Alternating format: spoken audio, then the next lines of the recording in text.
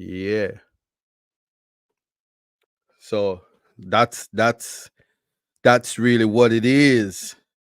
But I want to do this thing called context matters. And that's how we start. Yep, yep, yeah. Just what it takes to be a man. Yeah. Welcome 2024. Happy New Year. It's reality. Something like another one.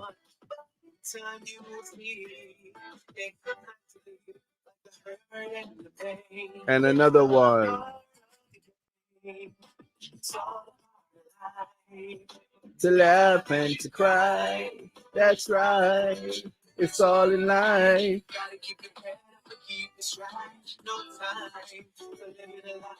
Gotta keep it moving till you get it right.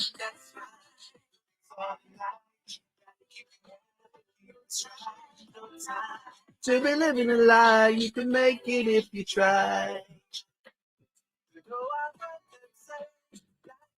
And you're tuned in to the sounds of Isaac. Context Matters 2024. I have a live show for you. Just tell yourself you can. That's when you'll understand that the hurt and the pain, it's all a part of the game. It's all a part of life. To laugh and to cry. That's right. It's all in life. Gotta keep your head up and keep it straight. No time for living a life. Gotta keep it moving till you get it right. That's right. It's all in life. Gotta keep it now, the topic for discussion, we are talking about to understand something, we have to give it a definition. So in order to give it a definition, we're going to explore Plato's metaphysics. It's some heavy philosophical stuff, but let me tell you something. If you want to change the way you think, you have to become philosophical. Yeah. And that's the starting place. And I know Ratigan is going to laugh off on me because you look like this. I ain't got no Starlink in the UK. But notwithstanding, I keep my head up. Yep. I keep my head up. Yep. Gotta keep your head up. Yep. Because everything's going to be all right. Yep. Yep. Just keep your head up. Because everything's gonna be alright. Yeah, you just hear you hear my Tupac. You heard my Tupac just now. Just keep your head up. Gotta keep your head up. Yeah. So very happy for those who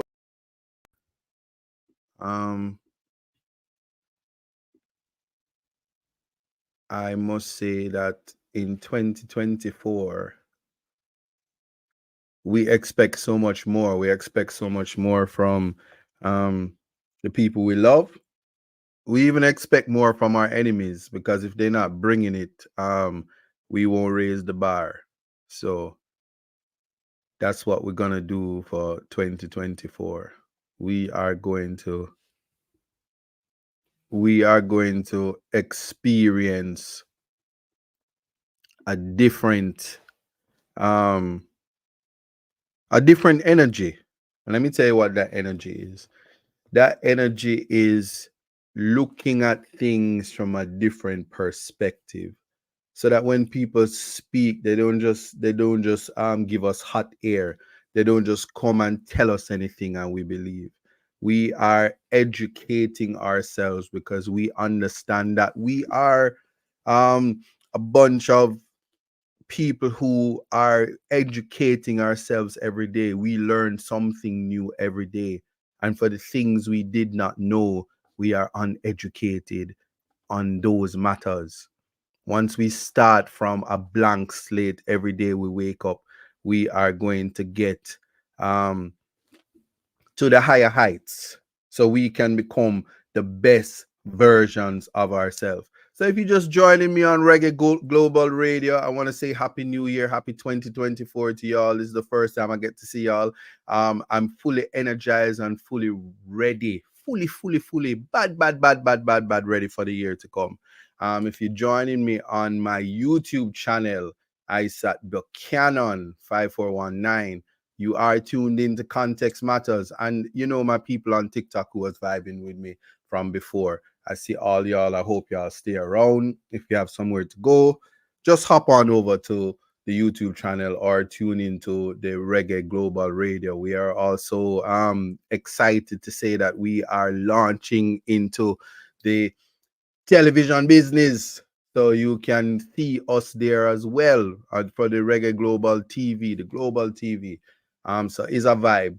So I want to start by saying greetings to everybody. Keisha Williams, Happy New Year. Lisa C, I'm seeing you. Mama Neath, MC, Andrea Shearer, Chosen, Claudette, Happy New Year to you as well. Sharon Savage, BCA Smith, Happy New Year to everybody. Carol Gordon, blessings to you. I'm so happy that you guys have joined. And I'm gonna do a whole lot of talking because, as I say, we are gonna be talking about Aristotle's Metaphysics. But before I even get into that, I want to let y'all know this. Aristotle was Plato's student. So when I started the show, I started with Plato, who is a student of Socrates. And what you always find is you see the student always want to critique the master or outshine the master. So one of the best ways to do that is to learn everything that your teacher teach you and then become better. But as an educator, I can tell you this. I certainly, for me, it's because I don't have no bad mind. I don't have no bad mind running through my veins. When I teach somebody, I want them to be better than me. All the people who were my students, even the ones who become lawyers, and I see them in court trying to dust me out and beat me down and all disbar me, all of them. I'm so proud of them because they've become the best versions of who they are. And I expect nothing but greatness from the people that I teach. So when, as an educator, you want your student to become a master because they have to go out and they have to also educate people. So if you get it right the first time, trust me, you'll make phenomenal people. You make people who are the changers, the movers and the shakers of the world, the movers and the shakers of society. And I want you to feel that energy. Yeah, and don't make me have a step on YouTube and Reggae Global, tap up the screen and share the live. Yeah, you have to share it, and we have to make this a movement because context matters. I'm gonna give you an icebreaker. I want to tell you about some things that I see happening in this world just this year alone. All right, so last year I'm sitting down, had the flu. I wasn't feeling too good, and I was on here, and everybody tell me about if it's not rum, vervine, turmeric, lemon, ginger. So them a talk to me, all I hear something. The one song was, me I say pine and ginger. Them anything I mean I play that. Me I hear all kind of song when I hear about all of the remedies. But then here's the joke. Out of nowhere, and they say youthful exuberance is wasted on the youth. I just see a video on my screen, and this had to be the 31st of December when people is like, boy, we want to see the new year and we're excited about 2024. And if you're old time like me, you just stay in your yard and you go to church and you watch to make sure say you make it to the new year. This young man is on him bike, him yang twang quang zeng zeng whatever, and him do this to the cameraman. So him he has an audience like me at my audience right now, and him stay so. And the man just go right like lightning and crash like thunder, and he just went into a highest bus. And the guys who was videoing it, the trauma that the cameraman went through. I said, I feel it. I feel it. I feel it. I feel it. I feel it. I feel it. I spend from last year to this year wondering if the young man was dead. And of course, I got my information from Twitter, the most unkind space in the world. And the Jamaicans were like, "Oh, I hope the passengers are okay because the idiot give away him life or whatever." But you know, when you put things in context, when it's your time and you have a date with death, is can you stop it? Do we have free will? Was it fated? Was it destiny? Was it a lesson for us to learn? Was he put on earth to do that so we could talk about him? Um, it calls into the reality that life is something given to us without knowing we are to receive it. And we are sometimes spectators, and we are sometimes the star in our movies. But do we become extras in somebody else's movie? What is our purpose? What are we here for? These are things that we have to find out. So lo and behold, the first thing that happened, the first thing I'm thinking, I'm going to see the newspaper, and what makes the news is the same young man who lost his life. But no, we have a new star that has emerged in the Jamaican space, and the man decides that he's gonna take his cunnilingus movement to Hollywood. He says, "I perform cunnilingus so good that I'm gonna go Hollywood with it," and he gets the front page. And the women were delighted to know that there's a man born and raised in Jamaica, in the country part of Jamaica, because Jamrock, Kingston City, them things that are going on in a Kingston. And he gets the front page, and he's happy to say that he's gonna go and Hollywood. He's gonna take his show to Hollywood, and his skills of pleasuring women with his orifices, his orals skills, his advocacy in the lower regions is what will make him famous. And he just made himself famous, and he's a topic. He starts the year 2024 saying that certainly the new status quo in Jamaica for some Jamaican men is to partake in cunnilingus. And there's no public outrage, of course, and there's nobody inviting anybody to retract. And I said, this is a very interesting space, because context does in fact matter, because depending on who is saying what, who is doing what. um so Chan Smith says, but Jamaican Star is a tabloid. So then I started to think, and I said, where we get our information and the context in which the information is disseminated, and the use of freedom of expression to disseminate the information, does it make a difference?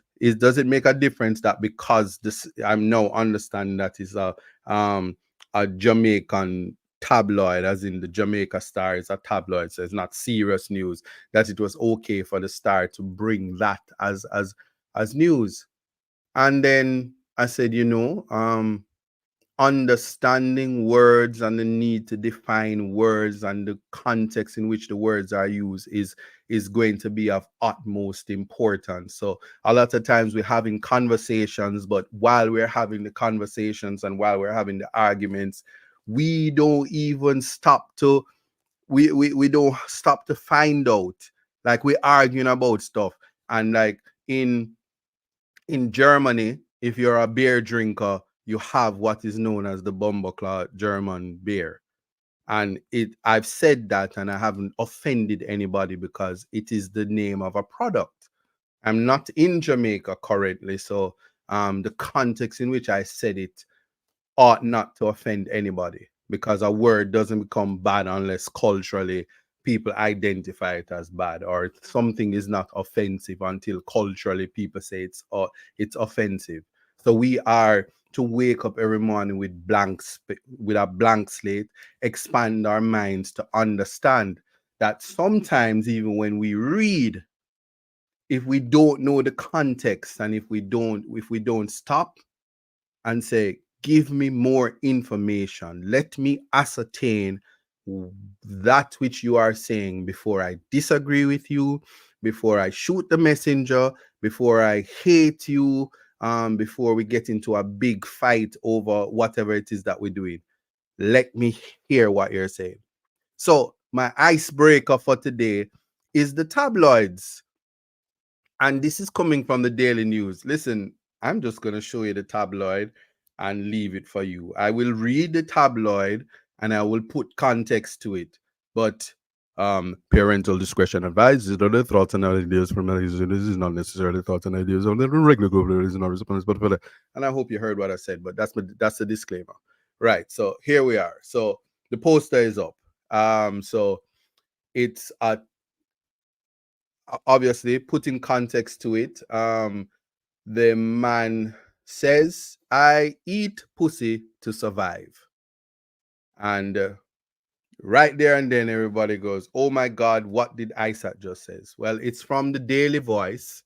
It is a tabloid, and it was from the Voice exclusive.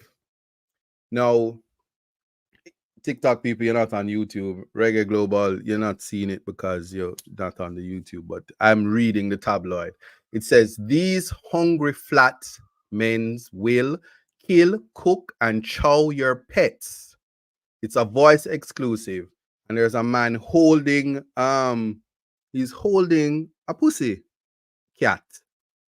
And the tabloid reads, I eat pussy to survive. So this is a what one would call a double entendre. I hope I'm saying that right. My English professors, you can assist me with that. But I am reading the tabloid. So for those of you who like to take your 5-second clips to show the other people who are quick to judge but slow to understand and interpret, it is a tabloid. So I have the tabloid here and I'm simply reading it. And context does in fact matter, because if your mind is in the gutter, when you hear, and we did speak about this, there is a British comedy called Are You Being Served? And Miss Fulcrum, she is a pussy lover and she doesn't go anywhere without her pussy. In fact, she, when it's winter, she ensures that she keep it warm.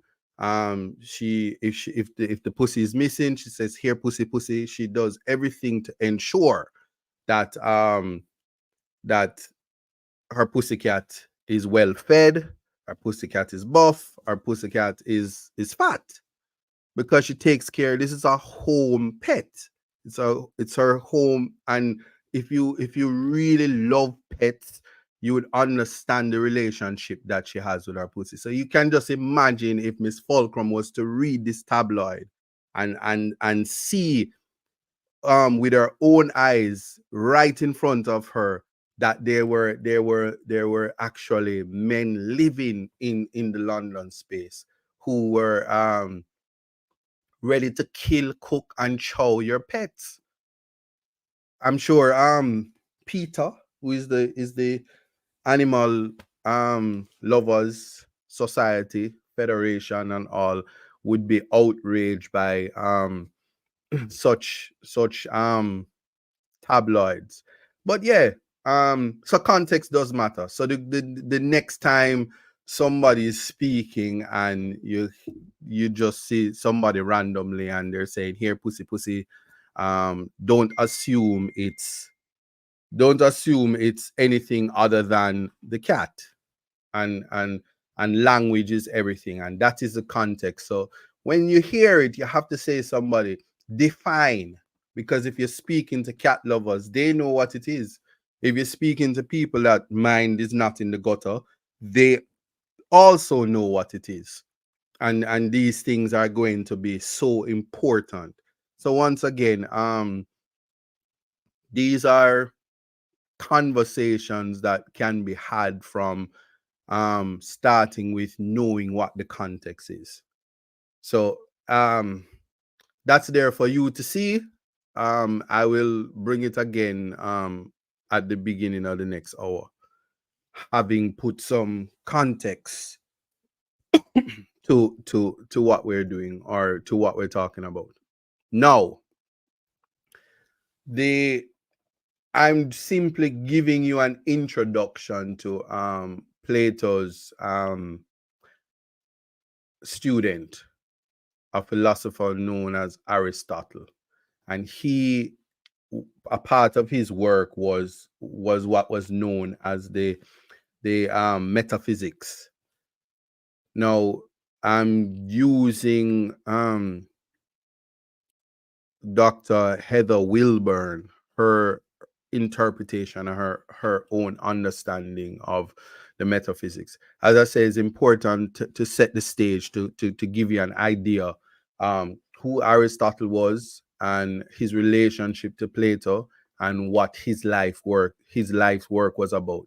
But what I want you to take away from this discourse or this introduction to metaphysics is trying to understand and define it. And here's what I want you to do and things I want you to keep.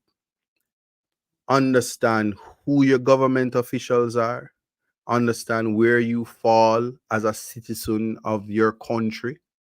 Understand your country. Understand that if your country is your country and you are from that country, whether or not changes, superficial changes, changes that are symbolic will change the substance of that which you are from, where you exist. I will go as far as saying when we think of Jamaica, will a change from the monarch, from British rule, from the common removal from the Commonwealth, be a change of substance or a change of form? Do we know the difference between substance and do we know the difference between form? That is the context. The same for you. When we think of the noun, is the noun the substance? Is Isat the substance and everything else, the lawyer, the artist? Are these just forms and does it change the substance? What are we holding on to? What is the abstract? These are ideas and thoughts that we are going to try to flesh out in understanding where Aristotle was coming from with his metaphysics. And I hope that this will pique your interest in philosophical discourse, because this is so important. Because what we want when we think about change, we need to define change. When we think about hope, we need to define hope. When we think about promise, when we think about what we want for our country, what we want for our people, it must be something of substance. So we're going to know when we finish this show, know and understand what substance is, because we want substance over form. Because when they bring form to us, we know that form can't exist without substance. So let us go down that journey. Walk with me. Let's go.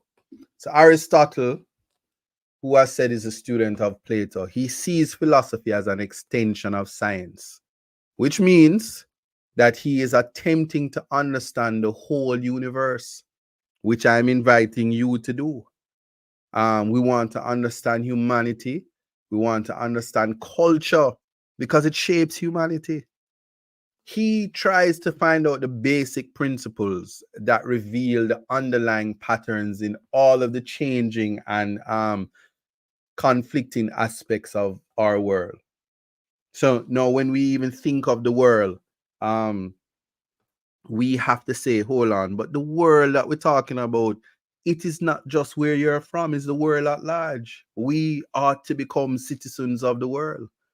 So when you live in a country that is considered third world, that the passport now really go on with nothing, you should know the context and you should know what you expect from your leaders to ensure that you become a citizen of the world and you can do island hopping and country hopping because your country is giving the passport and your birth certificate value.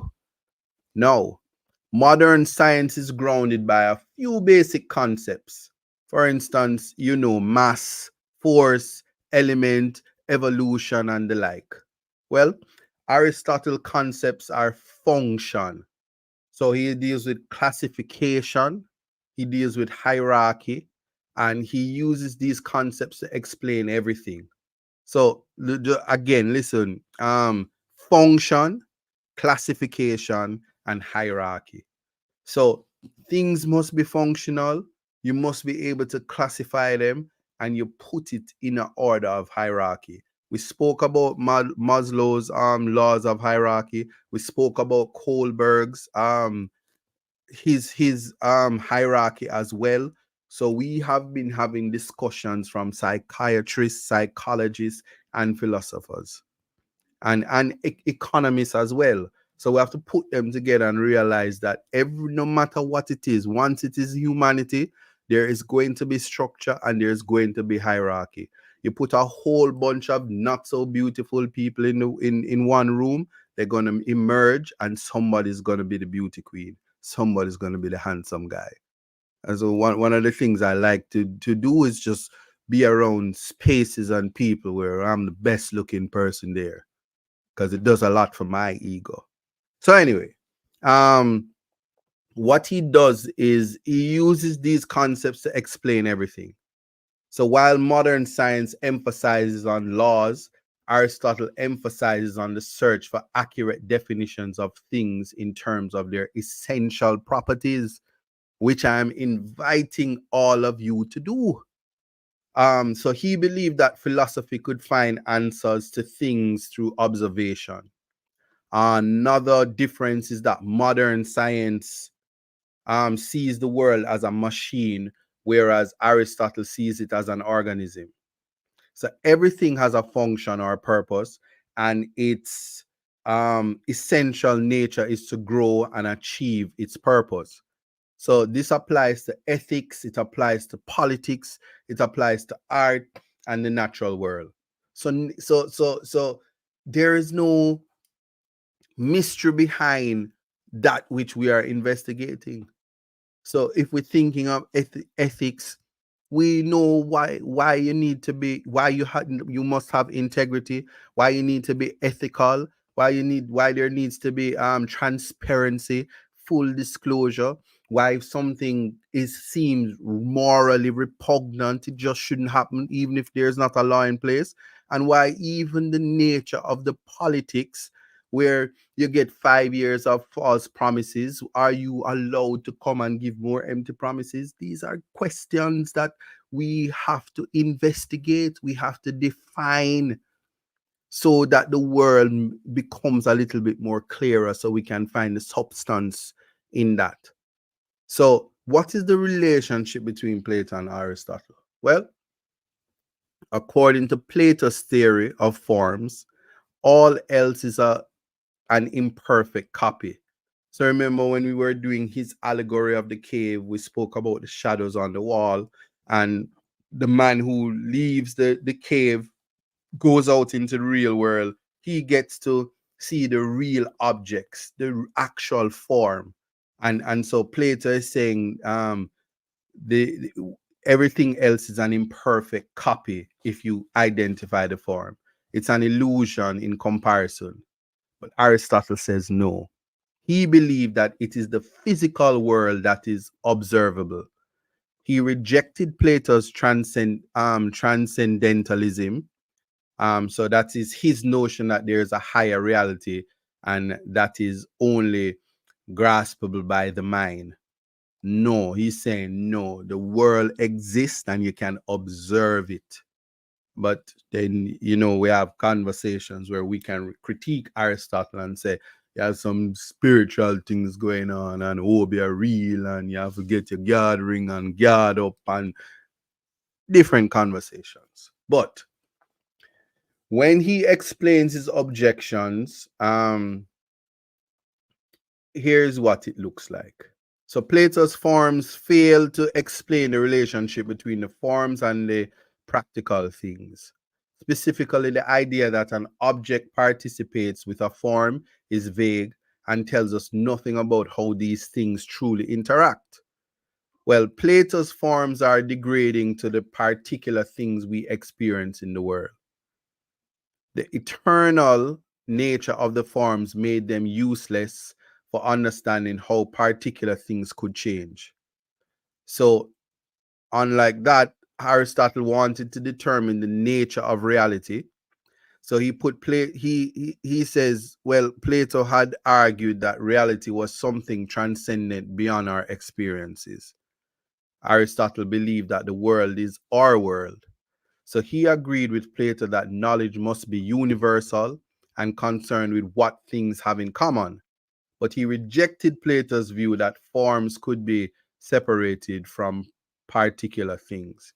So notice I'm using the word form, and we talking about things, and we're talking about reality. So all we're talking about now is substance and form. So Plato is concerned with the form of something, and Aristotle is concerned with the substance, and that is where the metaphysics comes about. So somebody will say to me, "But Isaac, you talk them Spanish, them different language, this heavy man. What is metaphysics? What is Aristotle talking about?" Well, metaphysics is simply for Aristotle the study of nature and ourselves. So, in the sense, he brings metaphysics to this world of sense experience, where we live, learn, know, think, and speak. Ha. So, if metaphysics is the study of being, that's like qua, being, just being, which is first the study of the different ways the word be can be used. As in being, when is it Shakespeare said to be or not to be? That is the question. Be. So I always say, to become is to first define. Rene Descartes says, I think, therefore I am. But when you go in the law, the lawyers argue for orders, and then the judges grant the order.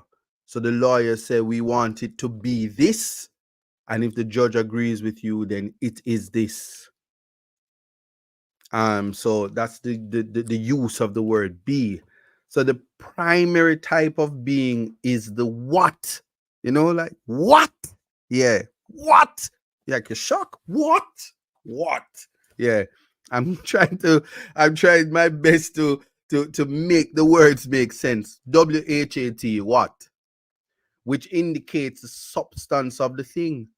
For example, when I say that a person is good or that a person is 6 feet tall, well, we are referring to that person. This is the substance.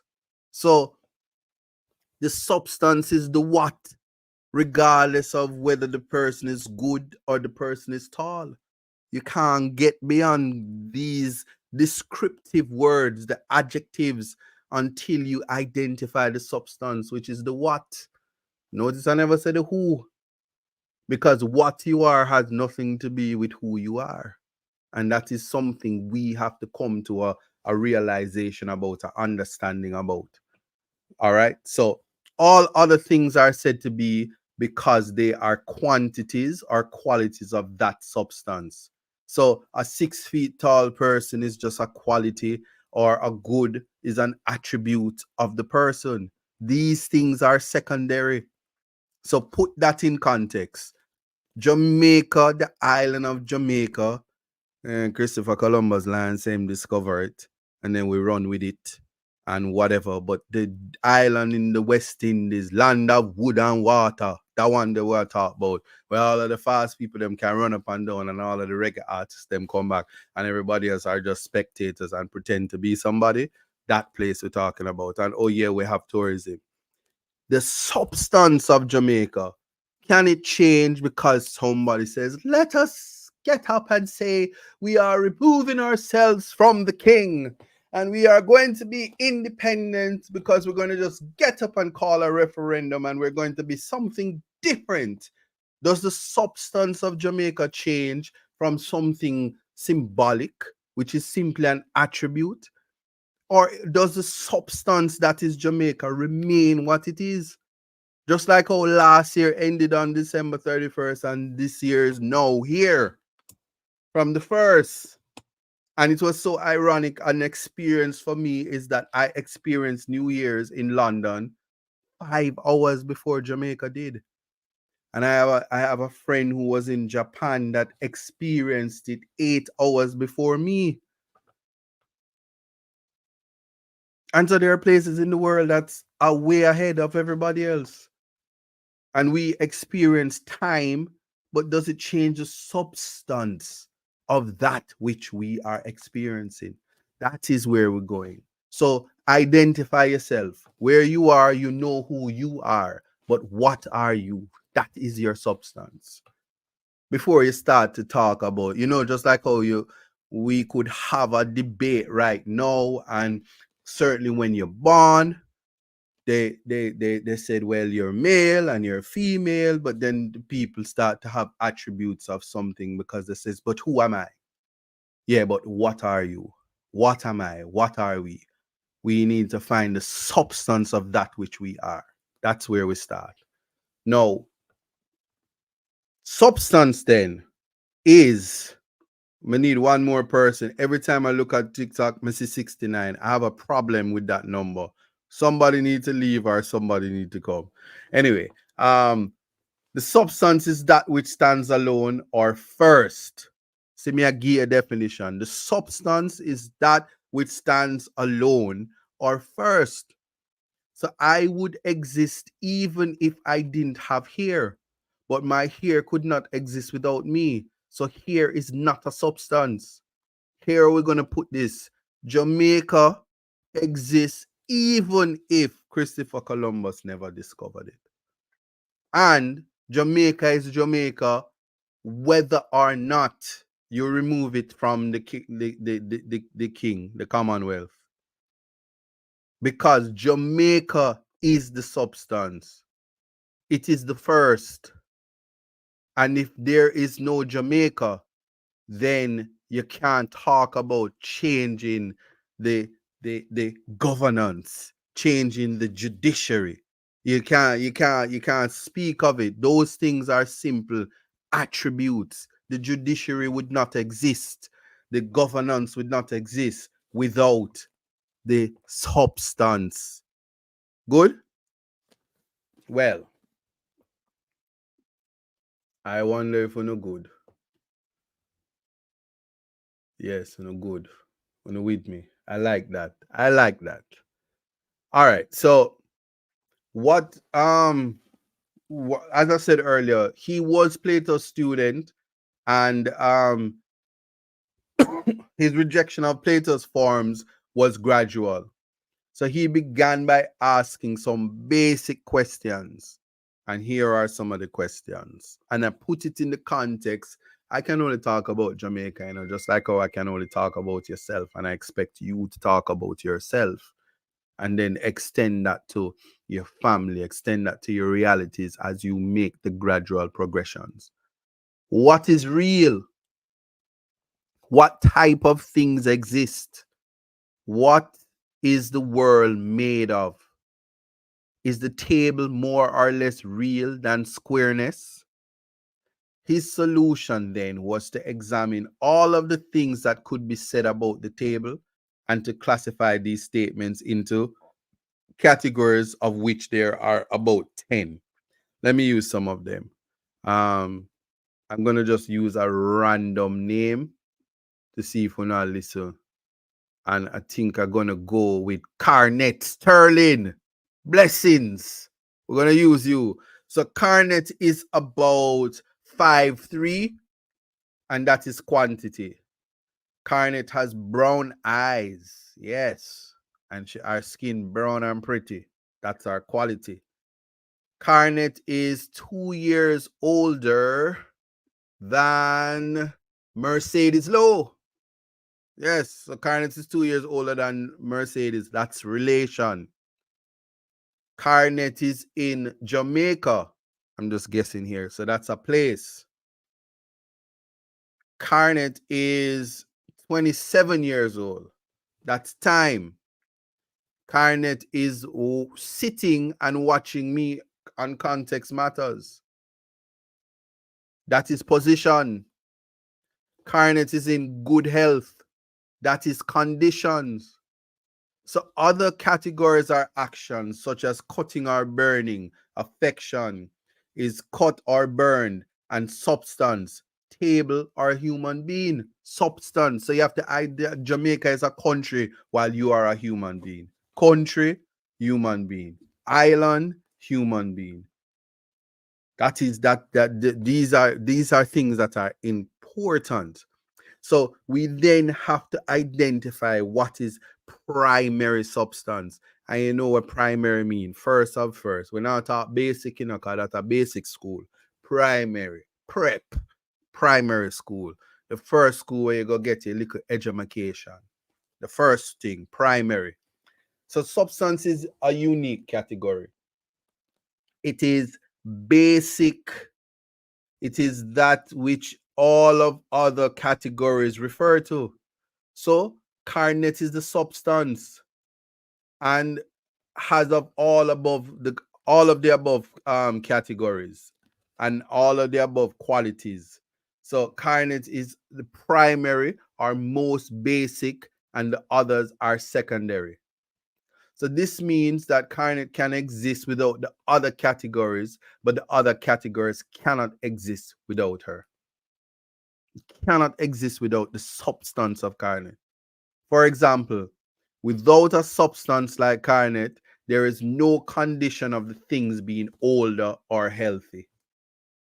So without Jamaica, there can be no conditions of whether we're at the Privy Council or whether we're at the CCJ, whether we need a president or we need instead of a governor general, whether we need to have fixed terms or whether we need to have local government elections the same time as the general elections, or whether or not we need a white prime minister or this. We need to understand what the primary thing. If it doesn't exist, the other things cannot exist. So things that we make artifacts are not primary beings, because primary beings have their own natures. So something we make cannot exist without a human being, and as such have a lower existence. So at no time in life should we value anything above humanity. So when people says, let's call states of emergency so the businesses can operate without the degenerates of Jamaica, the derelicts of Jamaica, we're putting business which is of a lower existence, that which was created, artificial legal personalities over the human being, something we need to stop doing. So how does matter plus form relate to substance? That is the next question. Well, here's what Aristotle says. Substance is a particular thing and its properties. The substance is the matter, and the secondary categories or properties are form. A substance consists of matter and form. Form is not a separable realm as it was for Plato. It must exist with matter. So while Plato holds that the more abstract forms are the most real, Aristotle thinks that the more concrete things are most real. For example, individuals are more real than species. Think about that. Individuals are more real than species. Certainly in the modern world, the concept of a black man and the concept of white, the concept of other races are so clouded now, and those concepts are species and outside of what we understand to be the individual. The individual existence, somebody with a white mother and a white father and a little Chinese grandmother and a little Indian grandfather and all of these things, and they come together in one melting pot. The idea of the out of many one, like in the Jamaican space, where you're a little of everything. Is the species something we should be holding on to over the individual? Individuals are more real than the species. So Aristotle gives 4 definitions of substance. And I'm going to go slow with them because you should be saying 4 definitions of substance. What are these? Well, substance is the thing referred to by a noun. So the subject of a sentence, carne, carnet, is tall. Carnet is a substance. Or carnet is short because we said she was 5'3". So she is the substance, which is independent of all else, all other qualities. Good? All right. Substance is what underlines all the properties and changes in something. So Carnet is Carnet despite the changes she undergoes. So substance can be thought of as what is essential. For example, it is part of the essence of being. Well, for instance, let me see. Keisha, moderator on TikTok. She is a human being. She lives in right now the 21st century, and she's a wise one.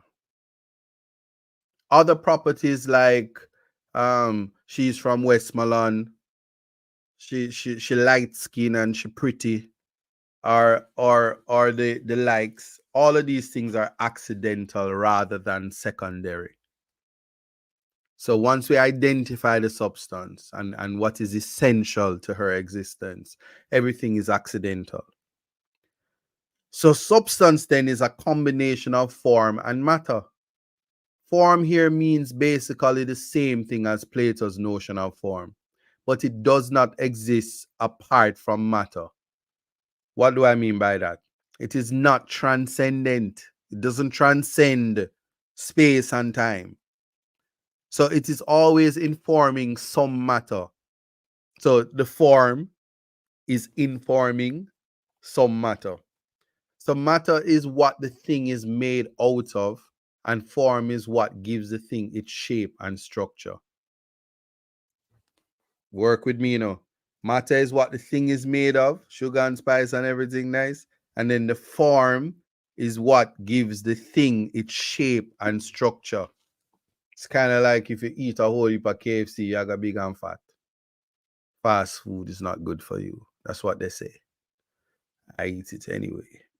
Anyway, if you use the so we're talking about form, and Plato, he uses form, and form is so important to him. So that's capital form. In Aristotle's theory, the form takes on a common F. So you know what the F was, the baby F. So you refer to Aristotle's forms as baby forms. So essence does not change, whereas accidental properties can. So we cannot separate forms and matter, but we can distinguish the two. Here's what I mean. Clay is matter, and it can be shaped to form a bowl. So the shape is the form. So we can talk about matter and form separately, which is what allows us to understand change and stability. So substance is Keisha, right? Form is the form she takes by the shape. So if she eat too much, she fat. If she exercise, she's fit. If she don't eat, she mager or slim. And if she's in moderation, she's slender. The shape is the form. The matter is the food that gets her there or the lack thereof. That so you can speak about them separately. So substance changes, but also remains stable. So that's the self. Although you change, the more things change, the more you remain the same. And that's why women like to go around and talk about why men are dogs, men are no good. Because they figure if they know one, they know them all. But that's another conversation. So if we are trying to understand something, why is it being able to give a definition so important? That is a question that we are going to have to try to answer.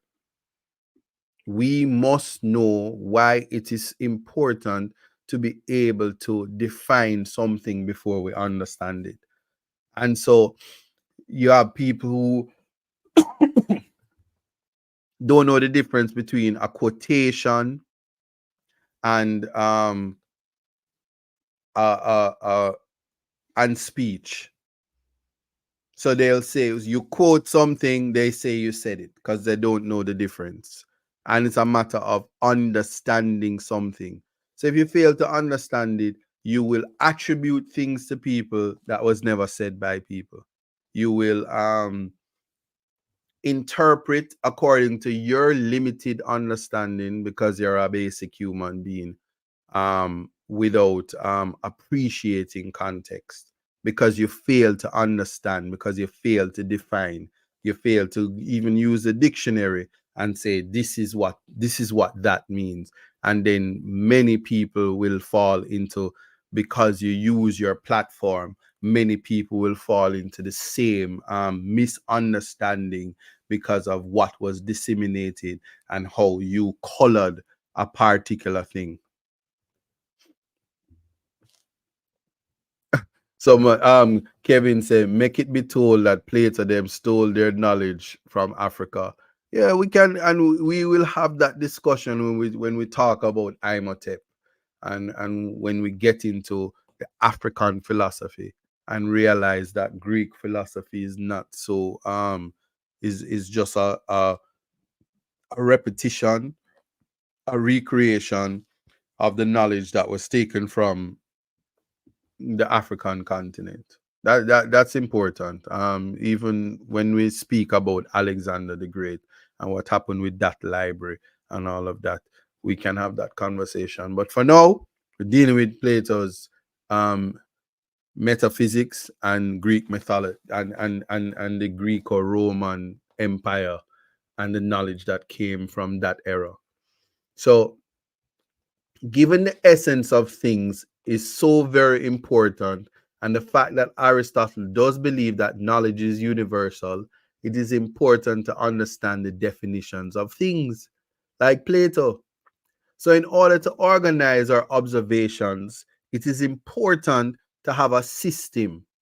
So, Aristotle classified animals according to those that laid eggs and those that gave birth to live young, by their means of movement, and so forth. So, this type of classification is a way to understand a thing's nature. So, we have a specific animal, then we can determine which group it belongs to. So, the goal of philosophy is to understand the nature of things, and understanding the nature of things means being able to define it. So, we cannot try to define all sorts of things: humans, um, art, happiness, etc. We can define those things, but we must be able to define something if we are to understand it. So, my mantra is to first define. So, if you don't begin to even define yourself, how are you going to be able to become it? So when people say, "Don't, yeah, you're not a lawyer, don't call yourself lawyer," if you don't speak it into existence, how will you become it? If you don't get up and say, "I'm gonna be a superstar," how will you become a superstar? I'm gonna be prime minister. I'm gonna be president. I'm gonna be somebody. I'm gonna go somewhere. So I have to wake up and pay attention. if we don't speak things into existence, and if we don't define, if we don't project, if we don't do those things, it cannot materialize. So if we are trying to understand something, how would prioritizing things in a hierarchy be helpful? These are questions. So we have to think it, and after we think it, we materialize it, and we have to understand it. And then when we prioritize it, in a hierarchy, put it at certain levels of importance and thing that will help us. So an important concept for Aristotle was his hierarchy. So if we want to truly understand something, understand its relation and level of importance in comparison to other things is crucial. It's the same thing. When you have your bills, you have to put it in hierarchy. You have to decide if you have little bit of money, whether you're gonna pay the water bill over the light bill and the phone bill and the cable bill, and which where you put it in hierarchy, where you prioritize it. Are you gonna go get fast food, or are you gonna go market? Are you gonna do this? Are you gonna do that? If you don't put it in a hierarchy order of importance, you will miss out. And this is the same thing. Even as you have to define something and understand it before you can give it value. So let's deal with the hierarchy. Hierarchy is an arrangement of things in a scale from the least to the most valuable. The least to the most valuable. So Aristotle believed that the nature was a hierarchy. So he believes nature was hierarchy. Everything has an essential nature, expressed in its definition, and the most important things are its function or goal. For example, there are 4 types of life. 1, nutritive in plants, which absorb food and reproduce. 2, nutritive plus sensitive for simple animals that absorb food and reproduce, but can also sense things. Then you had locomotion for higher animals, which in addition to the other faculties can move about. And then 4, you have rationality for human beings who do all the things below, but also can use reason. So that's us putting the humanity at the top of the hierarchy from the 3 things, from nutritive to rational. So he also applied hierarchy to the physical world. Well, as one ascends the scale from plant to animal to human, one sees an increase in the power of the mind. So the highest development on earth is the human reasoning or intellectual contemplation. Aristotle believed that the heavenly bodies were gods with greater powers of understanding than humans. They were made of an element called ether and did not eat, reproduce, perceive, or feel pleasure or pain. They only thought. So you see how he puts the spirituality as something pure and something when I get hungry. Come and tell you, say, all no much as you, whether you're Christian, whether you're Muslim, whether anything, when hungry lick you, all if you're Muslim and you do Ramadan, when you break your fast, Lord help you. So he believed that at the highest point, there was a God that was pure thought, pure actuality instead of potentiality. And the highest stage of growth, all activities are attempts to reach the pure actuality of God. So I keep the term God in lowercase letters because Aristotle was prior to the monotheistic religions of the West, Judaism, Christianity, and Islam. So everything an animal does is aimed at its fullest development of its potential. Everything strives for this state of pure consciousness. So Aristotle called this the unmoved mover. You hear that? Attributes of God, the ultimate cause of everything, including motion and change. So the unmoved mover draws everything in the sense that is the goal of all change. Everything is drawn toward it, and things change because they are attempting to reach the unmoved mover, which is God.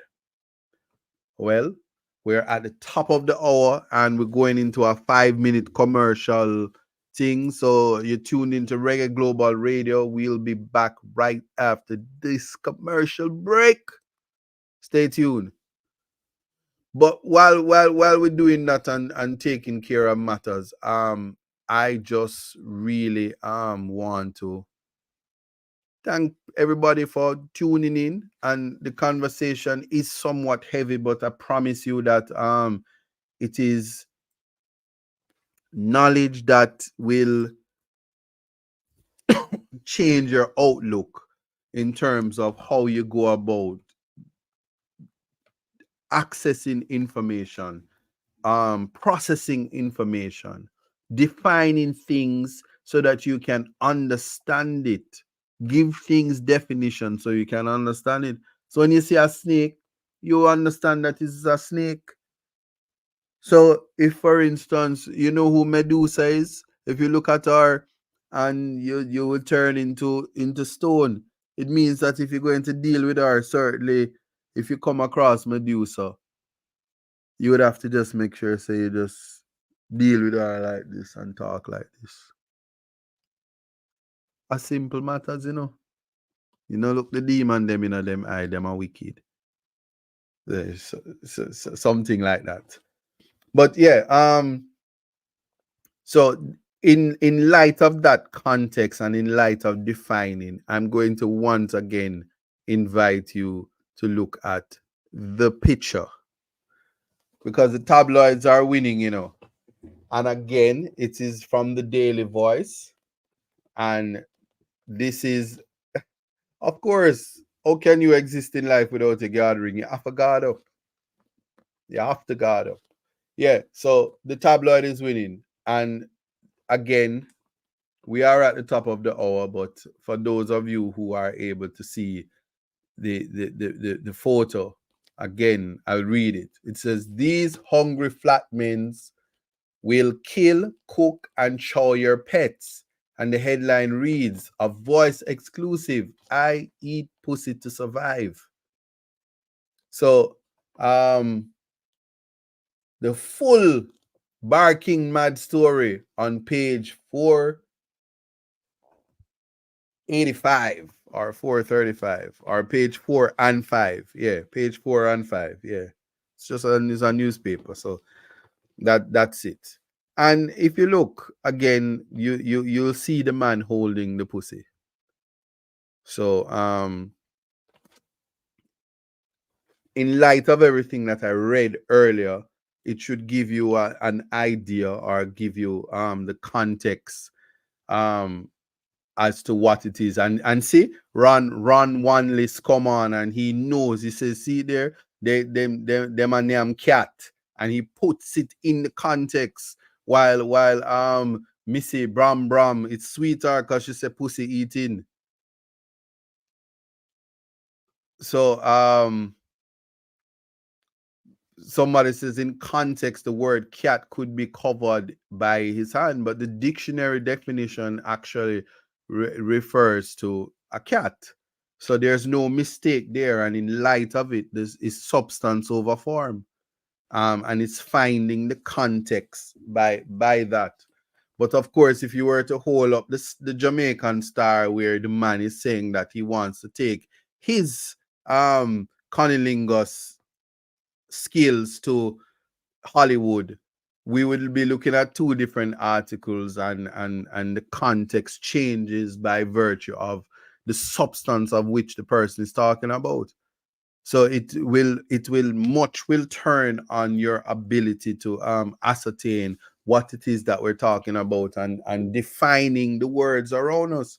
So when you see this, before you become offended, it is important for you to define the word.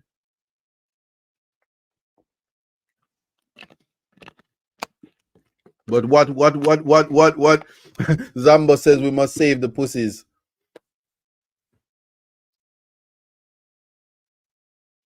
and one has to understand that um having found the definition, having a full understanding of the context in which the words are being used before you jump to conclusion, and before your mind wanders, you have to sit down and define and says, what is the substance of that which we're talking about before we lose? And yes, Pamela Brown, this is why context matters. This is exactly why.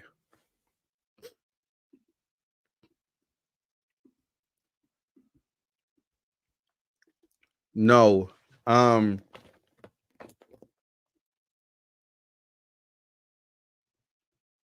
we're going back to what we were saying now. So Aristotle, and we are talking about Aristotle's metaphysics. Everything an animal does, and we said it, and it goes to attempting to reach the unmoved mover, which is God. So the idea that everything develops according to potential entails that all things have a purpose or goal. This is different than our modern conception of science and the push for casual explanations.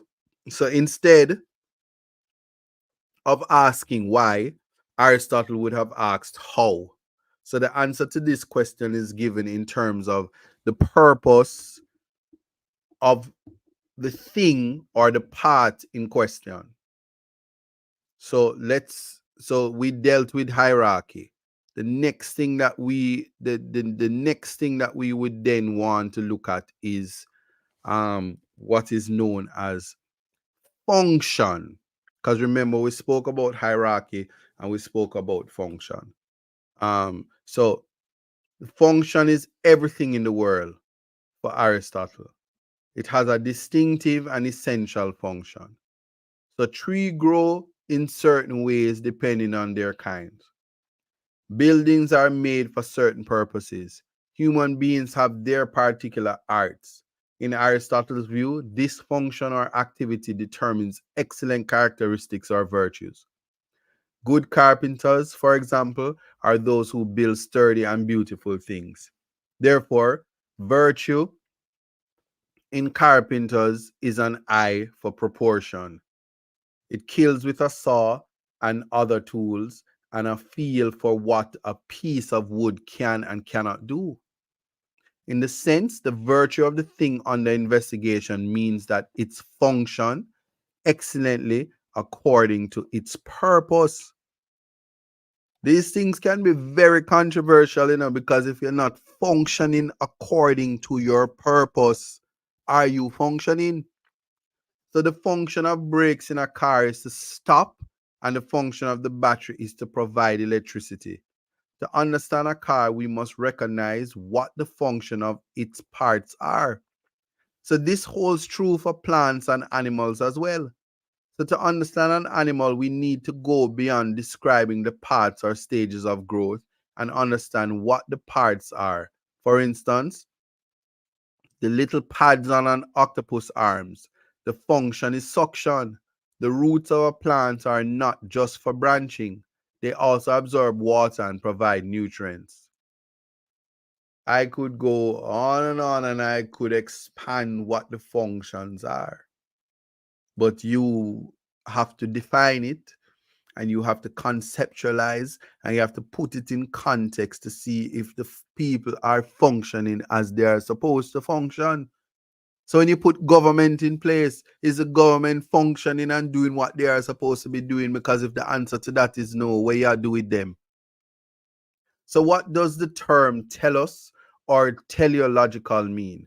Well, telos, tell us. You see why context matters? Or teleological, Aristotle believed that asking what the function of something is fundamental to explaining and understanding the natural world. Function meant natural development. When something exercises its function, it is fulfilling its nature. Hence, you can think of a thing's function as its natural development. Growth is universal for all things. An acorn's function is to become an oak tree, and its growth can be explained as its blind attempt to realize its true nature. I don't want you to miss the gems that we're talking about, because when you sit down, you look around you, all if you know your relationship, you look at your partner and you say, yeah, serve your function. You're bringing forth your true nature. Because if you not do it, you need to lift up out of my house. Assuming it's your house, but you get it. In this new dispensation of NHT and how things are, it's a little bit more difficult, but context matters. Yes, so from the Greek, telos refers to the fulfillment, completion, or perfection of something. For Aristotle, everything has a final end or purpose, and everything aims at some good.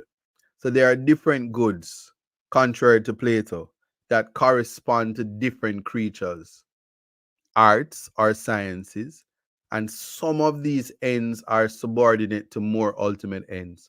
For instance, a specific law's goal may be to gain taxation.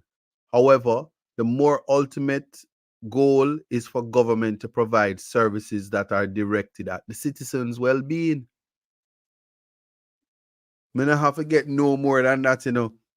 So if you are going to tax the people, the taxation must be just the one, a baby goal.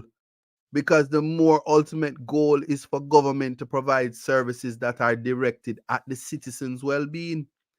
Why are you paying taxes and you're broke and hungry and poor and pauperized? Who are you paying it for? So these are the things when we're talking about the telos and the fulfillment and completion or perfection of something.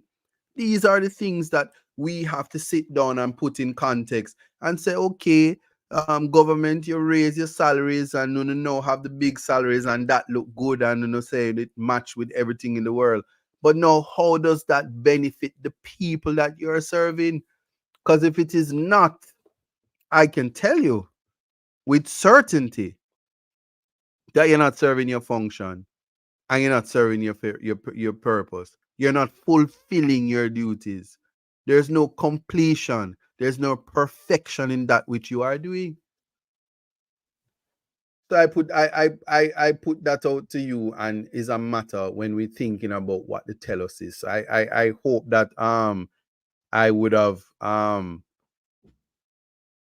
defined telos or the teleological purpose of something, so that we're all on the same page when it comes to what we're looking at.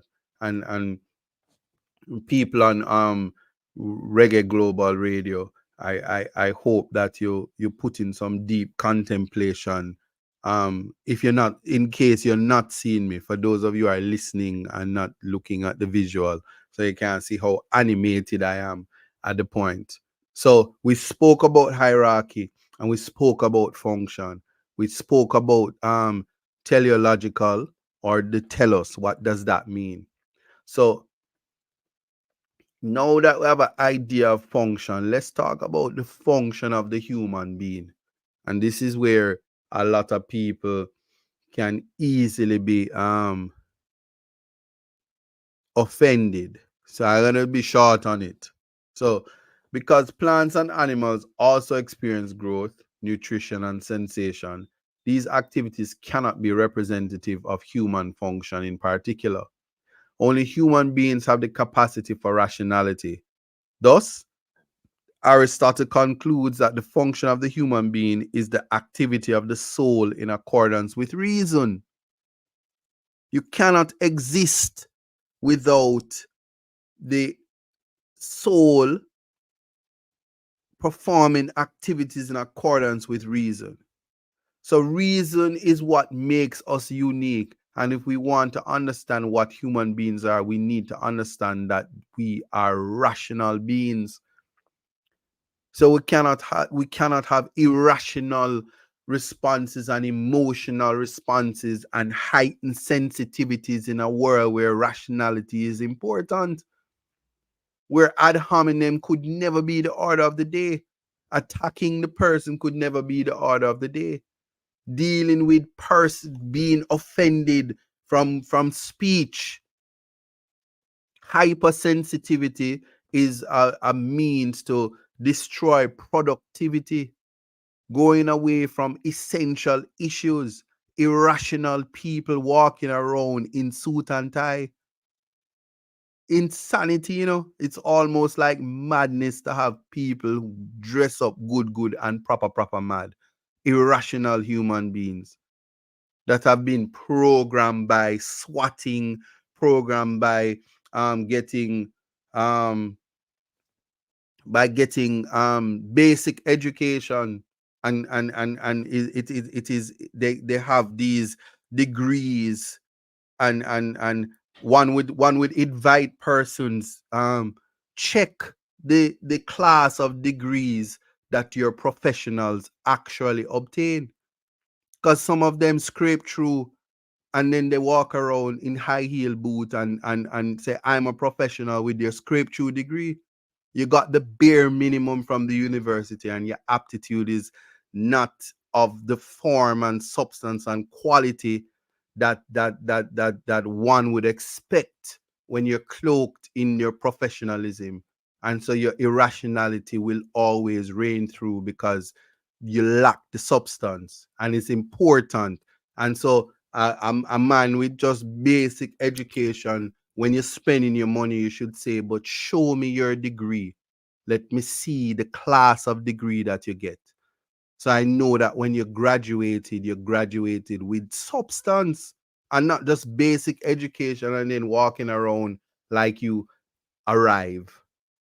This is important, and this is what is said through our philosophers. So, what it means to be a rational being for Aristotle includes the ability, habits, wisdom, and judgment that enables us to bring a complex self into order as it unfolds. Self actualization or flourishing, not conformity to basic humanness, not conformity in a world that is a world to be subjected to third world conservatism, backward behavior and backward thinking that suppress imagination and expression. These are things that counterproductive to the rational human being, for the functionality of a human being, and it reduces humanity to a subhuman life form for the betterment of just an elite class. And then you have people that are simply procreating and simply existing and keeping the wheel of economy turning from, and also being subjected to a modern form of slavery from persons who don't even have the aptitude to say that they are the creme de la creme of knowledge, wisdom, and understanding. I'm quoting Aristotle. So he goes on to explain 4 causes. I'm going to tell you what they are because we have time. And Keisha said something very important, and I invite you to put it in the comments so I can read it. Keisha says, remember, many are book smart and not necessarily street smart. So sometimes academics isn't only it. And that is true. And there's a difference between swatting and there's a difference between aptitude. That's what we're talking about. But the starting point is they create the system, is not me. The starting point is those people who say that the quality of the degree matters, because they're going around treating the education as the foundation of what makes them better than another person who can access wisdom through the cosmos. A man who light up him spliff and can tell you, like my father can light him spliff and say, yeah, chat foolishness come out of my face. I'm going to go hold my corners, because I know say me out of my depth because I don't have the experience like my mother and my father, and still must take counsel from them. Which is why I speak of the blank slate, waking up every day with a blank slate, knowing that you're uneducated, knowing that you must learn something new. And if you start blank, you will build on your knowledge and your wisdom and your understanding, and bring into your arsenal, your tools, different methods to deal with problem solutions. So you won't stuck like government stuck on state of emergency because they have no tools. They don't start with a blank slate to see what it is that we can use to fight crime in the Jamaican space, that is. So let's deal with the four causes. Well, Aristotle's teleological account, and this is not theology. Notice I said teleology, teleological account. He does explain cause, but not in the same way we do today. For him, there are four types of cause, all of which combined together explain why a thing is the way it is at any given time. So you have the material cause, so the clay of the bowl or the silver of the spoon. The formal cause is the blueprint, model, or plan. The efficient cause is the person or event that makes something happen. And then the final cause is its telos, its fulfillment. So if you put that into the human context, yeah, you're here and you must procreate, and to procreate you must have sex, and to have sex there must be stimulation. So it might include the oral aspect of it, and people might say, oh, but we can't do that. But then trust me, um every night I dream of heaven, but I don't want to go to heaven. Yeah, heaven is a stripper, so you spend your money there. But that's another conversation. But heaven is doing things that people don't want to do. So heaven get all the money, and then when you see heaven in our Range Rover, no, let me not use Range Rover before somebody think I'm talking about people who have Range Rovers. When you see heaven in our Benz, and she didn't have to go to the university to get her bench, and heaven say, yeah, car, yeah, I'm good. Like the article, good and buff and all of these things. Can't be mad at heaven because she's fulfilling the material cause. And in the formal cause is the blueprint. And so she knows that heaven, is to do a little bit more. And so while she fulfill the material requirements, she also has to do the formal. She has to set goals for herself. And then that will be the formal cause. And then the efficient. She's a go-getter. She make things happen. So she opens the hairdressing shop and she opens the clothing store, and then she start to travel all over the world. And then she leave the little Jamaican space and she's in Dubai doing her heavenly duties to the Arabians and the richer people, and she experienced the world and she knows things, and then she becomes efficient, and then the final cause, which is to tell us, she fulfills our dreams, and then she has like Fenty beauty products, or she's like Kim Kardashian and Kim's sisters, the Kardashians, and they have all of this money and they're beautiful and they have children and they repeat it, the material, the formal, the efficient, and then the final cause. And then they're great and spectacular and famous, and they're not like basic human beings that are backward, and then we glorify a Kim Kardashian, but then how dare you invite another woman, or even suggest that a woman is supposed to do the things that Kim Kardashian would have done to be famous. So this is the aspect of both finding and incorporating the four causes. Yeah. So putting that in context. Somebody says lawyers should align with NGOs and lobbyist groups and basically move them in a politically correct. There are many lawyers that are in those political parties. So I don't know if I agree with that. Somebody, what, Kevin? Did you just say they're famous for thing? Are you saying nothing, or they're famous for a thing because they're famous for something? That's another program. So let me get up here and have to defend the Kardashians.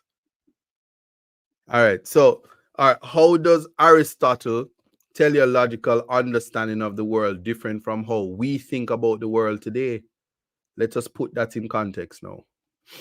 One of the main differences between how we think about these issues and how Aristotle did is the fact that when we think about purpose, we are generally referring to human activities.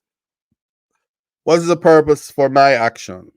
When we discuss nature, we generally do not think it in terms of purpose. However, Aristotle thought that all things, natural, human, or artifact, have purpose.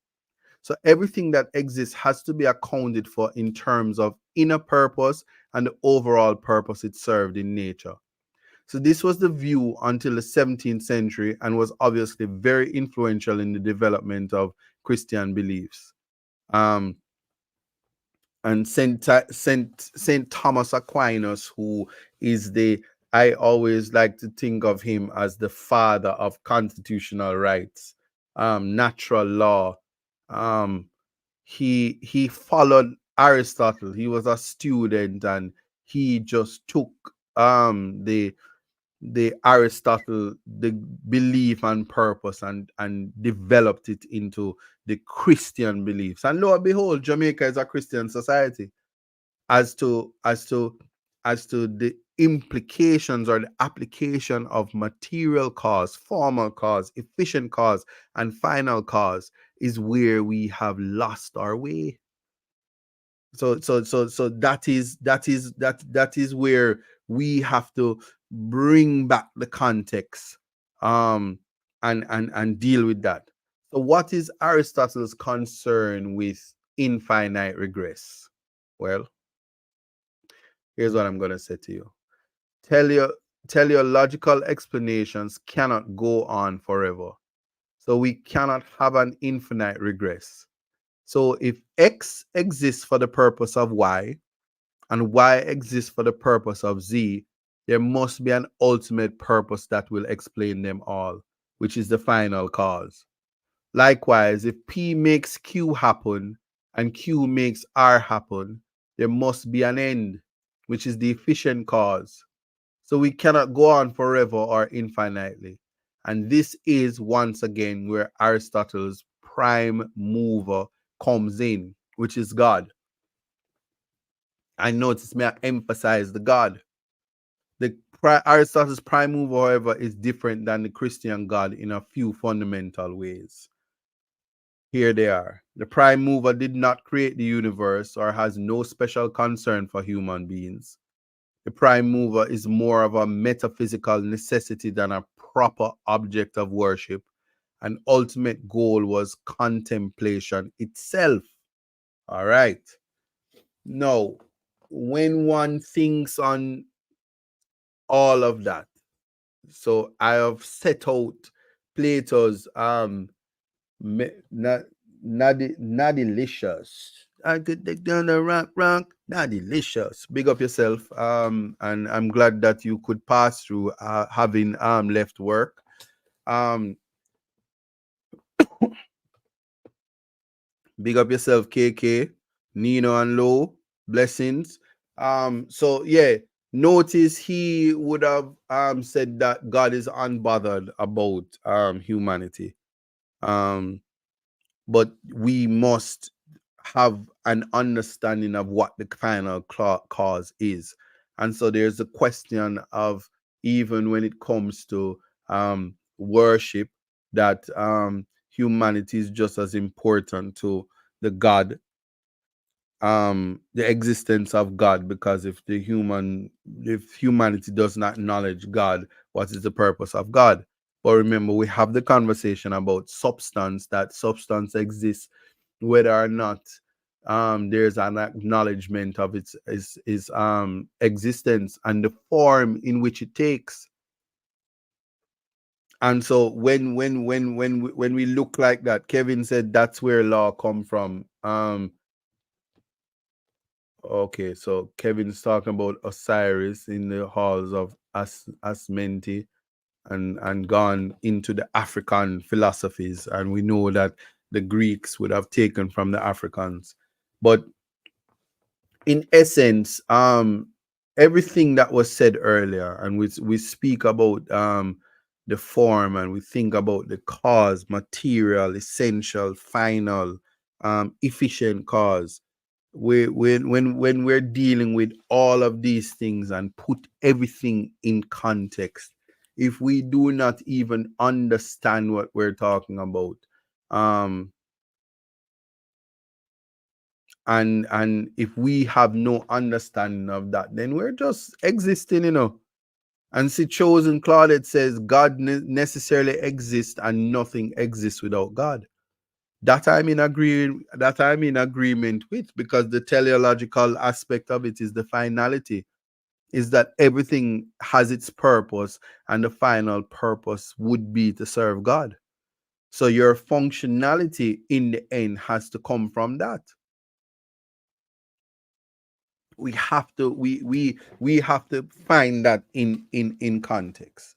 But even so, there are many other things that we would have to find.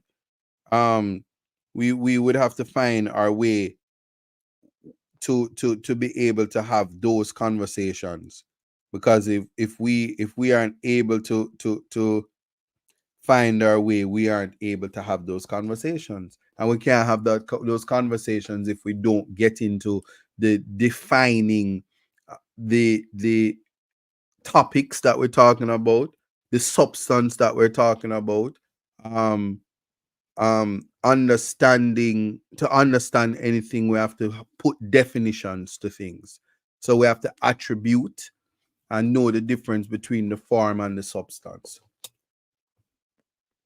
So it's almost like you can't just get up and just say I am a tree, and then everybody say, oh, you're a tree, because the thinking mind, the man that understands functionality, has to look and say, well, a tree has branches, a tree breathes, is it carbon dioxide and not oxygen?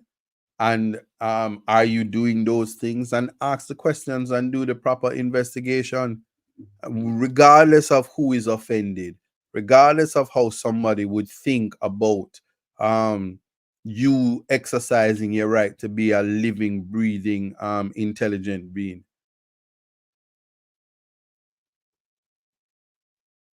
Big up yourself, Peter Flynn.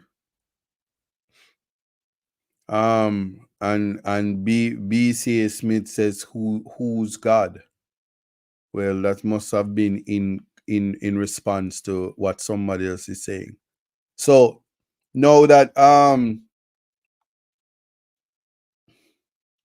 we have put those things together, now that we've looked at Aristotle's metaphysics, and we've gone through just the whole his whole philosophy.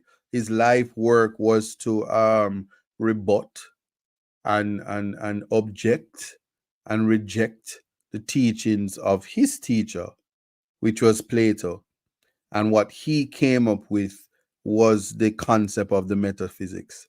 And if nothing else, taking from him what is known as the substance is what is important to pretty much look at.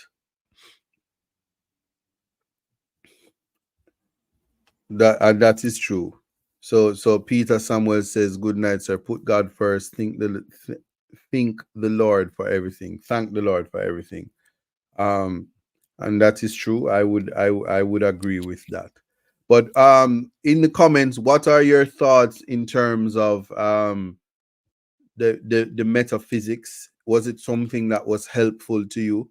How do you feel about the context of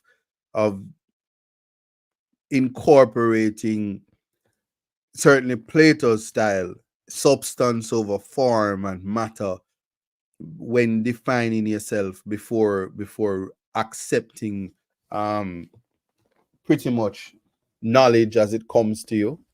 Who is the person that's disseminating the knowledge?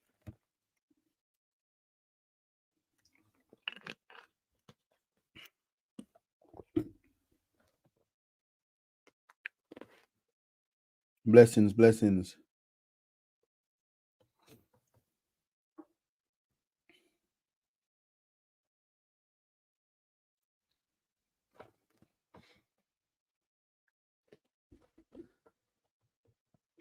All right. So Nordia say helpful.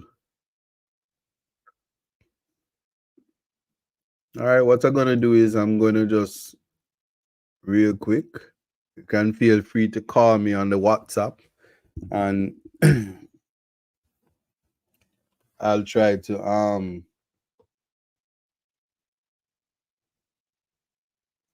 respond. I want to hear somebody's thought, their opinions on this topic. So the number is running through the ticker. It's 876-832-2205. So feel free to call me via WhatsApp and you can tell me your thoughts on the Plato's Aristotle's rebuttal to Plato's um work on form.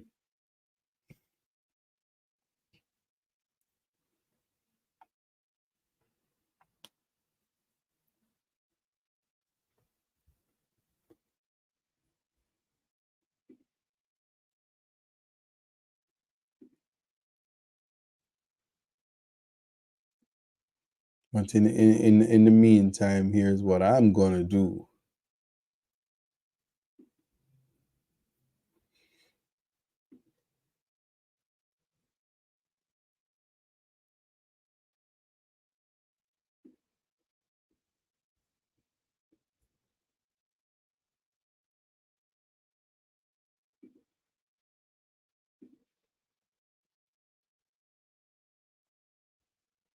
I said, can you answer this? What do you equate believing in God equate to believe in Christianity?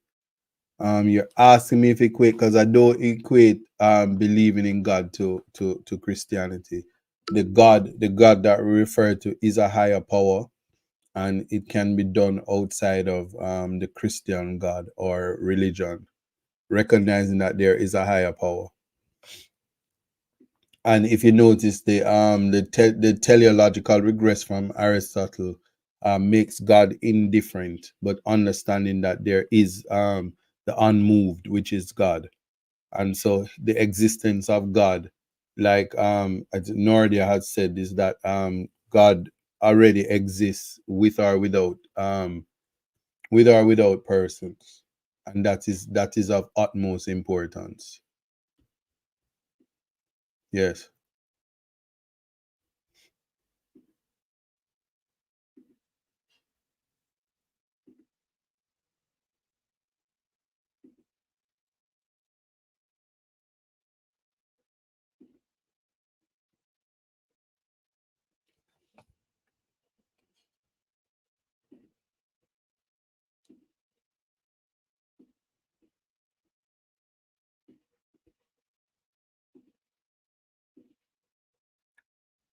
So let me see if I can find this other one now.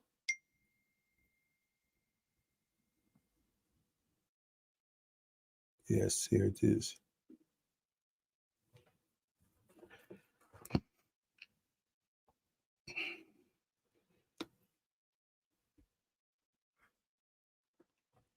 Big up yourself, Teresa. The resetter,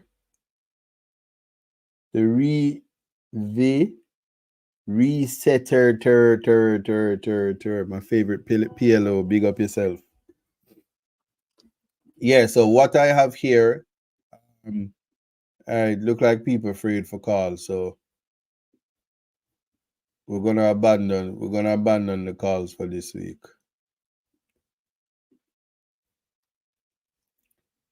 But in everything that we've said, here's this, and we've taken. I've noted that the conversation with Chinese. I think that based on one's level, Cynthia says, based on one's level of understanding, that helps one's define God. The unmoved that you talked about is while we have emotions, God does not. God is unmoved, and I can accept that. I like that. Janet is coughing a lot, so she can't call. Understood, understood. Um, Big up yourself, Care Rose. And for the people who have taken time out to be a part of this conversation, I appreciate you. I'm gonna show you how it is. They always call them double entendres, but when you are in the space, and I'm inviting persons as you traverse daily, um look at road signs, church signs, fast food restaurants, anywhere, to see the context in which words are used and how persons can easily misinterpret. And it's all about where one's mind is. Kesu, blessings as well. Um, and your thoughts on it. So from the Nails Creek Baptist Church, um, I have one for you. I'll read it out, but here we go. Tell me your thoughts. And this is in response to persons who have taken in light of the what they thought of the whole teleological aspect of it, and how Aristotle ultimately came at the unmoved and the godness. Well, the Nails Creek Baptist Church, in their thoughts and contemplation about Easter, says Easter comes once a year. How often do you?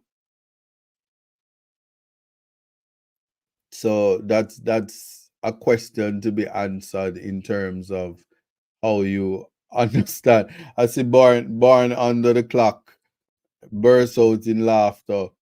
Well, the laughing start, but that it is not me. I'm just reading what the message board from the church says. Easter comes once a year. How often do you? And if we are to apply Aristotle's metaphysics, we need to find out the substance of what they were talking about, and the substance is Easter.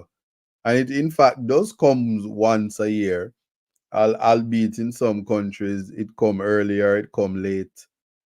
But Easter comes. So on the issue of coming, how often do you? And these are legitimate questions. But the context in which we're taking it is Easter comes to church once a year. Are we inviting people to come to church, or do you go to church at all? Is that what the board is saying, or how do your mind interpret that?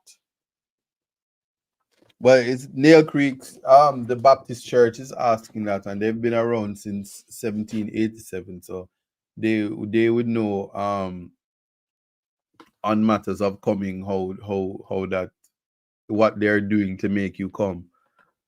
So that's important.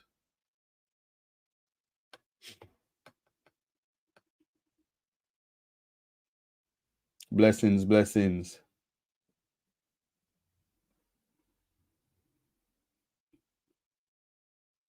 So that's pretty much as we look at these things, we have those moments where we sit and say, I wonder if this is the context in which, see, Cynthia says, I come to church more than once a year. And amen to that, Cynthia. But I mean, these are questions that they put out there, and within that, I see somebody, Miss Black Mamba, just said R.I.P. the legend Cocotti. So I don't know if that is a recent development. But if that is so true, then my condolences. Me not show no collection, no 10% for Babylon pastors need for well, Kevin, it sound like you just um fireborn everything. But that exactly way in Pharaoh. It's the mind, it's the mind's perception. But it's not only the mind's perception. Remember where we were talking in the context of finding the substance and the form. Oh, okay, okay, Wayne. Thanks for that.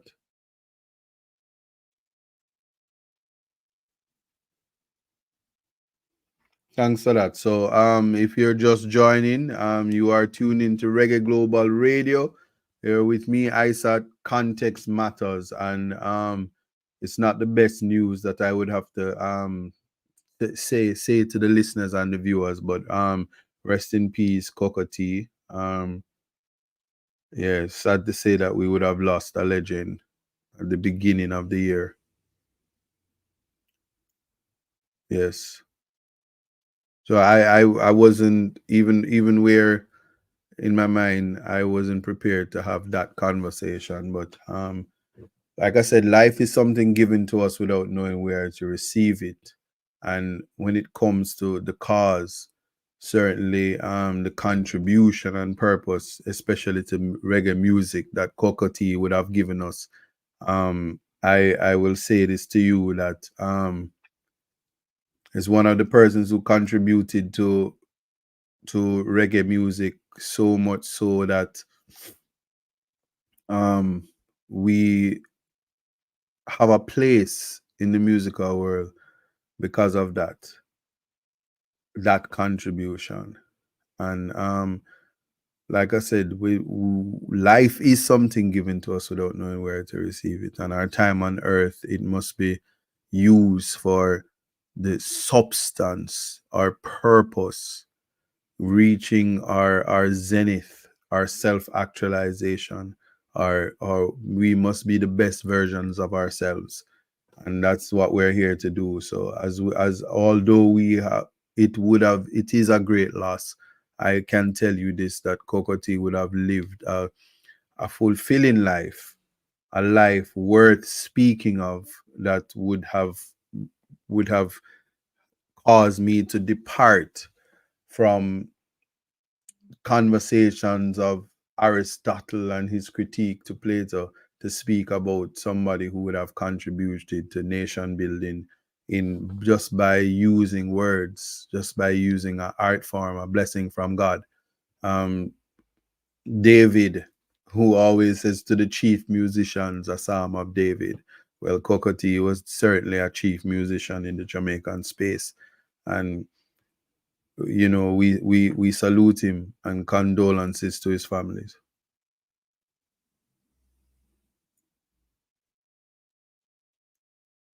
Yeah. So I'm taking that moment of silence for Kokoti, um to say I know the Reggae Global family will play his music, and we will speak more on his contribution as it comes.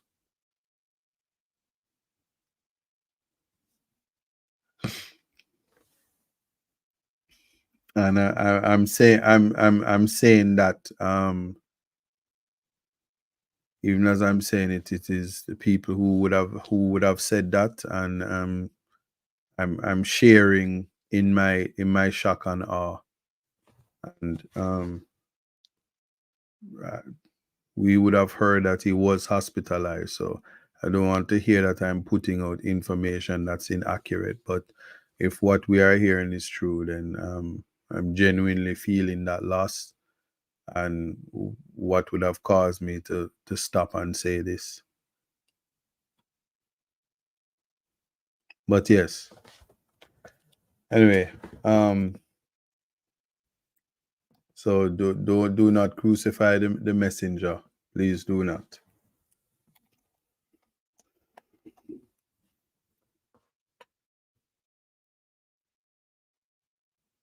Hmm. Good night, Pauline and Pauline Martin. Bless up yourself. Big up yourself. Um.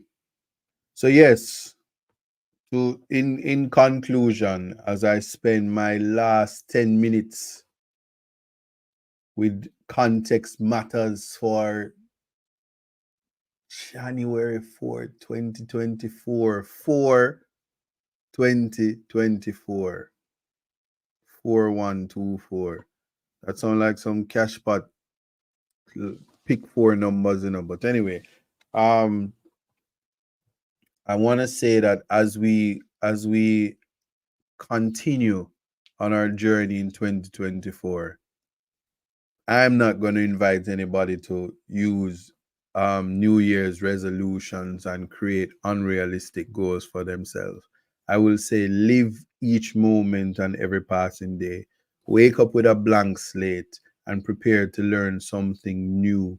Challenge yourself and challenge those around you to expand your mind, to experience life beyond your imagination, to know that outside of the spaces where you are, that there is so much more and so much greater. Tap into your existence, tap into the unmoved, and have conversations with the unmoved to find and ascertain your purpose, so that when you go out, you define.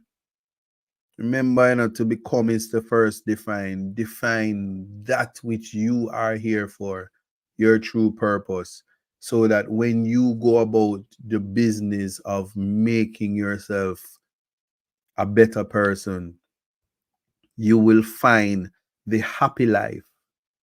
And you see, this happy life that we're speaking of, um,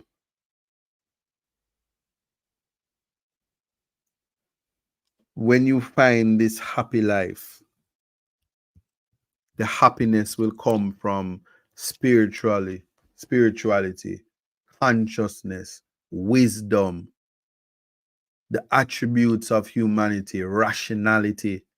So we will shed ourselves of the sensitive emotional behavior. For our locus of control will be internal. And I'll discuss more about that next week, about the locus of control.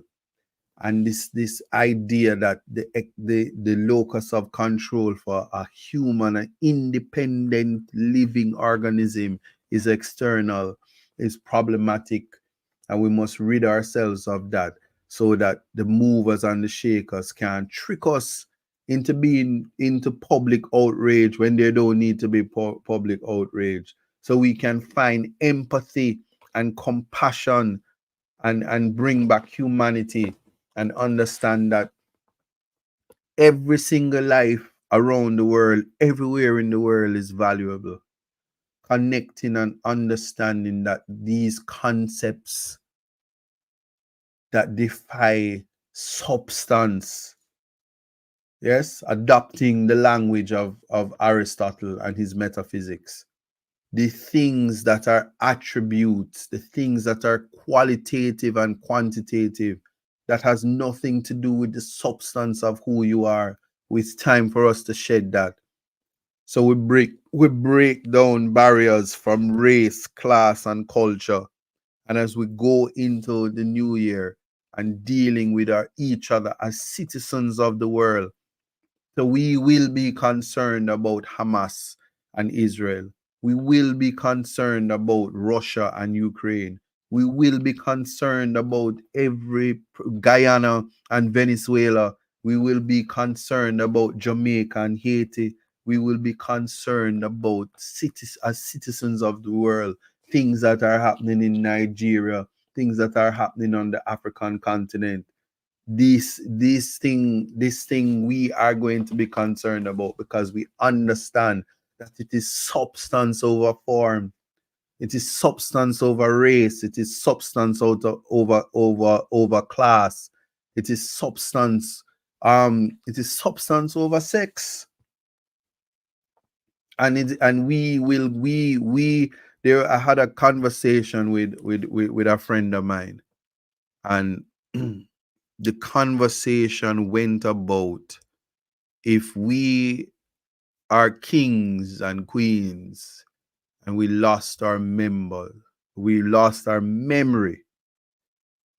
could we trust those around us to remind us that we were king? Could we trust those around us to remind us that our mothers are queens?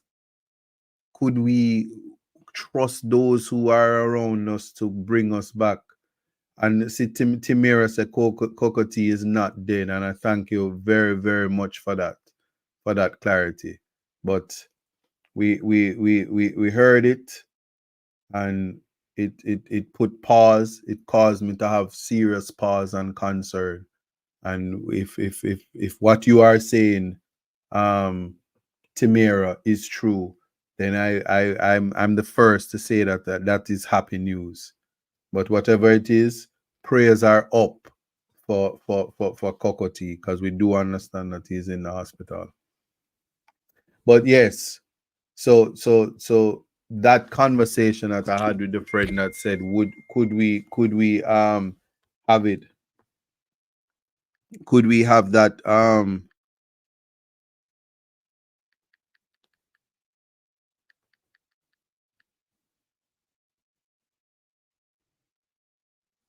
yeah, as we have that conversation about would those around us certainly let us know that we are in fact kings, and our mothers are queens, and we are royalty, would they put us back in the place that we were originally?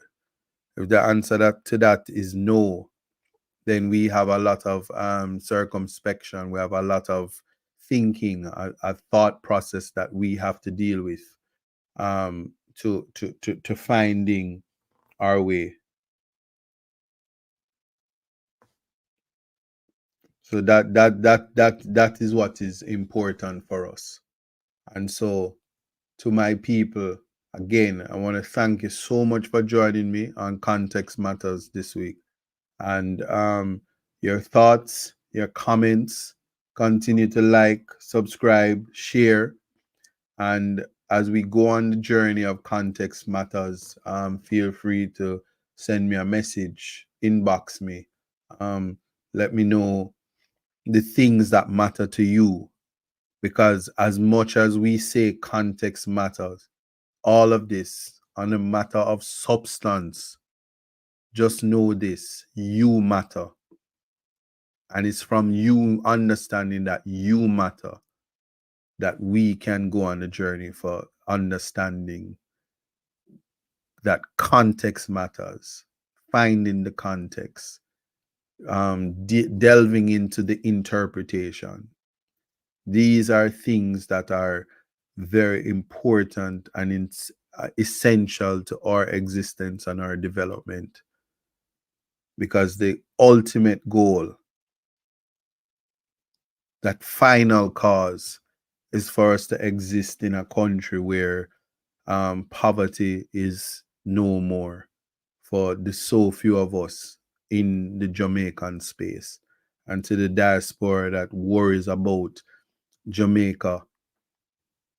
It is your country, it is our country. And that is why context matters, because we are on a journey to change the country, change the dynamics of the country, so that the least among us will experience the beauty of the land that we call Jamaica. And that's my 2 cents for the first show of 2024. And the next time you guys see me, I will be in Jamaica, and we'll have a very exciting, not so cold show. I promise that much. So, to my loyal viewers and listeners, my people on Reggae Global Radio, it was a pleasure to be here with you all. And my friends and family on TikTok, you know how it is. Context do it does matter. And continue to share the live and share the YouTube channel Isaac Buchanan at 5419 on YouTube. And I will see you guys next week. All right. It's all in life. Keep your head up until then. Blessings all.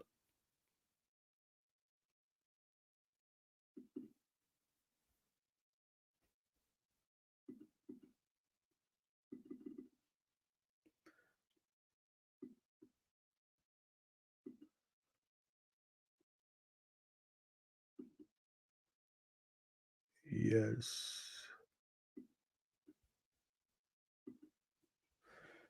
Barbara, I see you laughing, you know. I see you laughing. So we just got to the 12, and I can tell you what's happening here is that I am having some internet.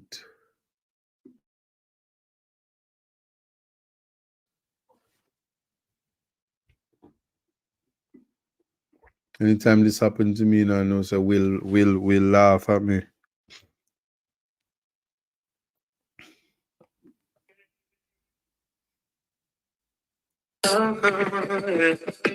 Now it seems each day you learn something to make a better way. Like growing up, changing the pace is reality. And sometimes it's hard to face the world with your head screwed on. But in time you will see it comes naturally, like the hurt and the pain. It's a part of the game. It's all a part of life.